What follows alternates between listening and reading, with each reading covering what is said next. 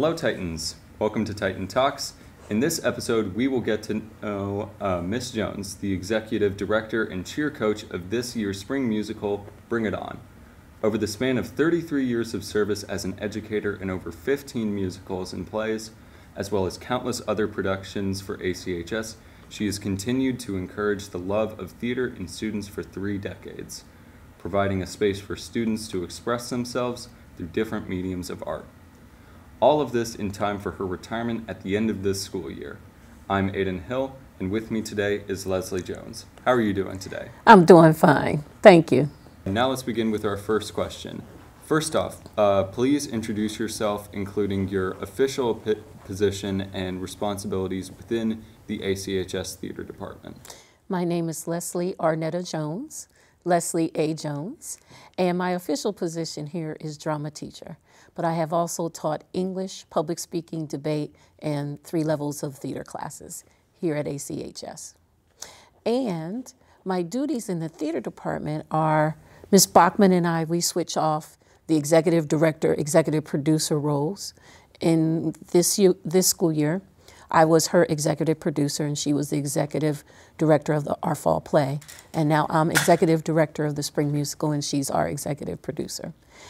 We also share duties as far as business manager, and I'm basically in charge of making sure that the playbill gets done. And other duties as assigned when it comes to the theater department. Yeah, kind of a jack of all trades in that sense. Yes. Could you please tell us about your background? Where did you grow up and how did that influence who you are today? I am from Harrisburg, Pennsylvania. So all of my sports teams are Pennsylvania related, regardless of where I live at the time. I had the best of both worlds. My mother was into the arts. My dad was into sports. And so you could find me at a play or a musical or a movie with my mom. And you could find me at a sporting event, whether it be football or track and field or basketball with my father. So I am glad that those 2 worlds have always meshed together with me, and I have made sure that my theater students have gone to sporting events. I've made sure my sports-minded students make sure they come to see our plays and musicals. I was definitely a cheerleader. I was in the band, choir, student council, track and field, and concert band when I was in school, and of course an actress. So everything that you have seen me do as a teacher, I did when I was in high school. And I'm glad that I had that well-rounded experience. Would you say your experiences with your mother and father being more interested in the arts versus sports sparked your interest into directly participating in the theater? Yes, I was always and still am a very theatrical type of person. So I knew I was going to get into the performing arts because I love to dance, I love to sing, I love to act. So I really knew since 7th grade that I was going to go to college for theater, which I did do. So what later influenced you to direct and produce plays? Well, at first I wanted to be a Broadway star and as an actress on the Broadway stage, and that hasn't happened yet. So in my retirement, it doesn't mean that I can't get it done, whether it be on the acting end or directing end, because I am interested in directing adults in plays and or musicals. So I would say that having that experience and making sure that another generation, now I had no idea that 3 generations of students I would end up teaching, would have the same love for the performing arts, especially theater, as I do. So I wanted to give my knowledge to the students that I taught wherever I taught. So what in particular intrigued you about ACHS and its theater community? Well, I taught for 8 years first on all 3 levels in California. So I taught elementary, middle, and then high. And so I knew that I was a good fit for high school. So actually, 27 out of the 33 years I have taught high school. And I wanted to make sure that I had a hand in the next generation or two of actresses and actors on Broadway, in movies, on TV, just any genre. And now we have YouTube because we didn't have all of this internet when I started teaching. Let's be realistic. It was just beginning in 1991. So I wanted to make sure that I passed on my knowledge to the students that I teach.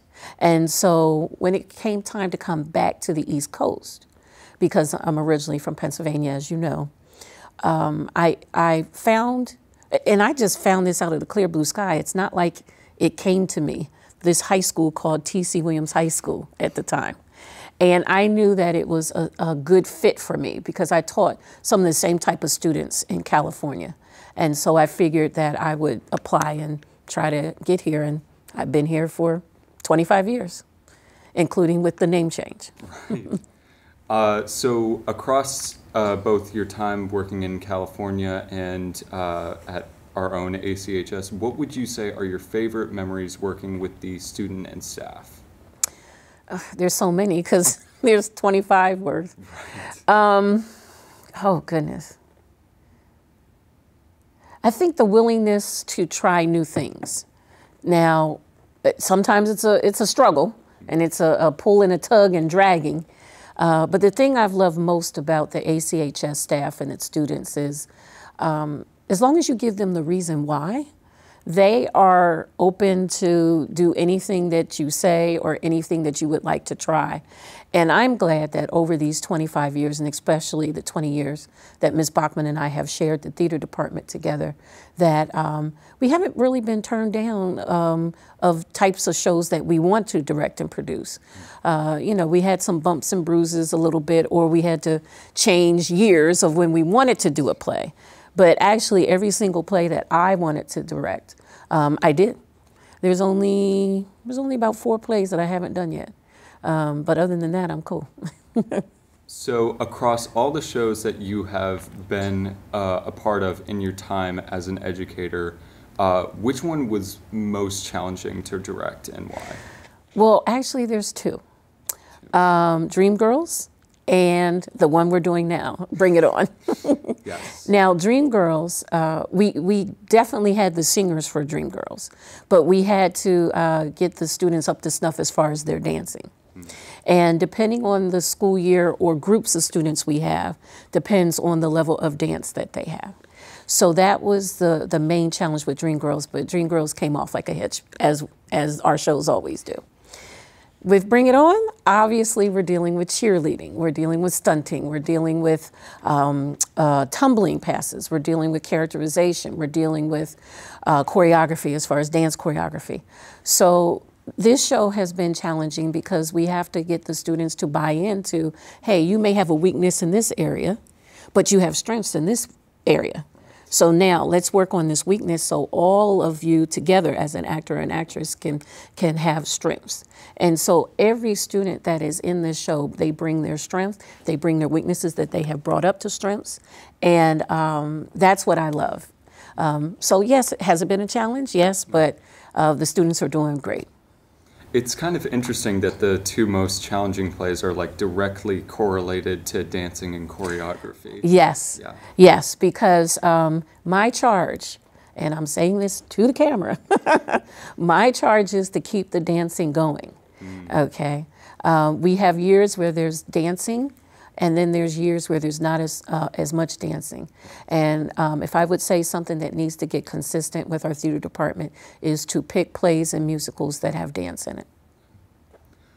And just fast forwarding, is there any particular reason why you have decided this year to be your last?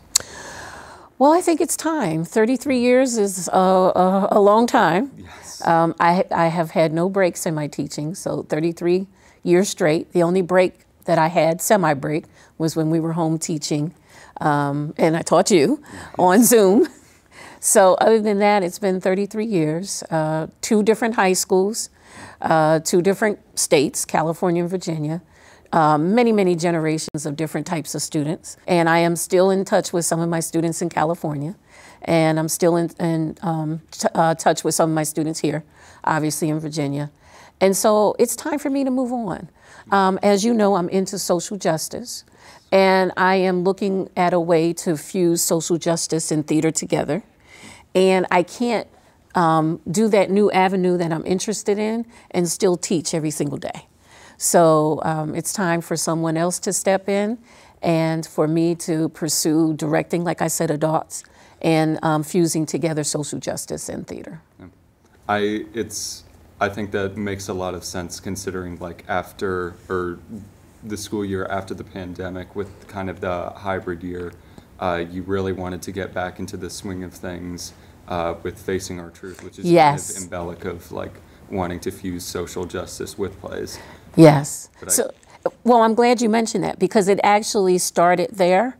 And what I mean by started there, I was like, oh, I'm going in a different direction. And I didn't even know it. But Facing Our Truth definitely got me there. And then getting involved with the Remembrance Project got me all the way there. Gotcha. And now it's like I'm ready to devote my time to social justice issues. So upon leaving ACHS, what do you think you are going to miss most about the ACHS community? There's never a dull moment around here. As you know, every single day at ACHS is different. There's never a dull moment. Some drama going on over here, something going on over here. But the thing about it is that we can laugh about it, we can learn from it, and move on. And of course, the students and the staff. And I got to do a shout out to all the old heads who've been teaching with me probably longer than I've been here for 25 years, some of them. And then some who have been here for my whole journey.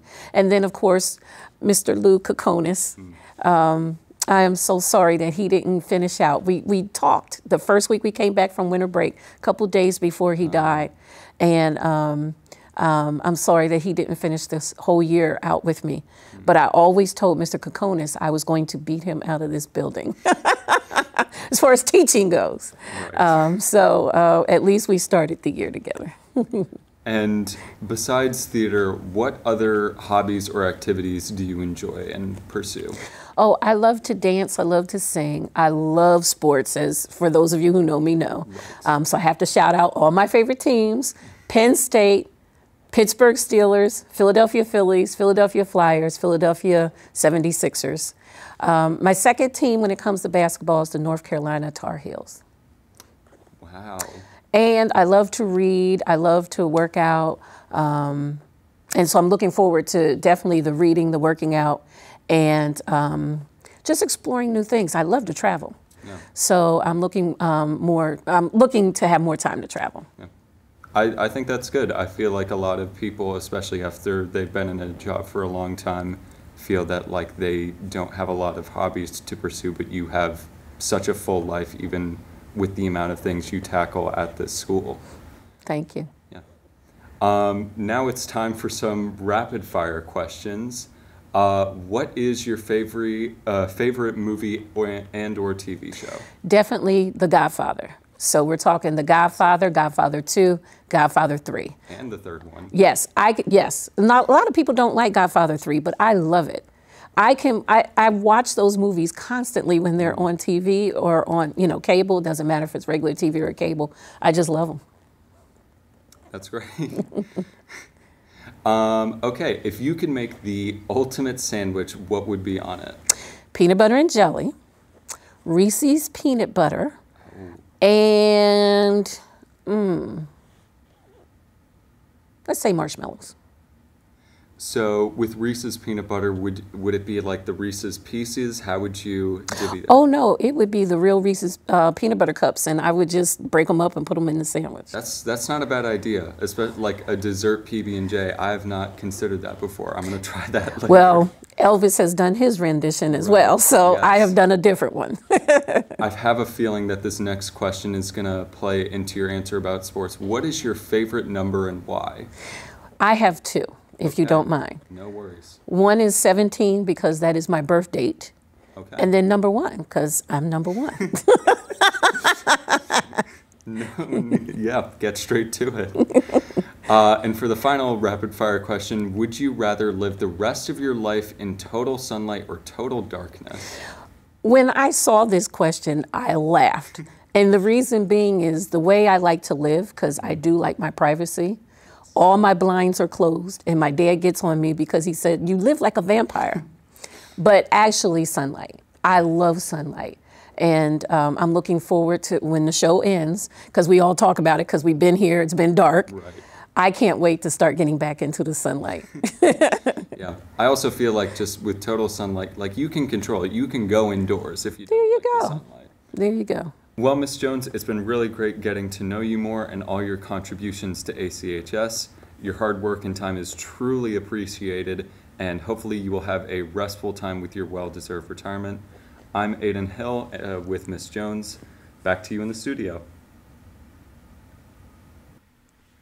Hello, Titans, and welcome to Titan Talks. In this episode, we will get to know Miss... Sorry, can we start again? That was stupid. Oh, we both have to wave when you say hello, Titans?